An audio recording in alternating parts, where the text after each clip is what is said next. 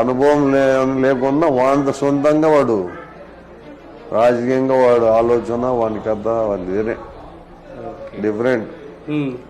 ధర్ని రెడ్డి అంటే ఒక different type.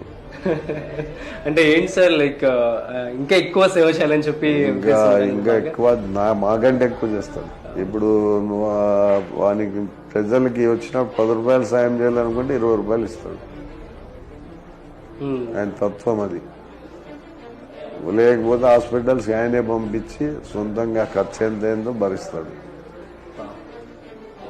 ఎవరు ఇల్లు కట్టుకుంటా అంటే సిమెంట్ మూటలు ఎత్తేస్తారు ఇప్పటికి.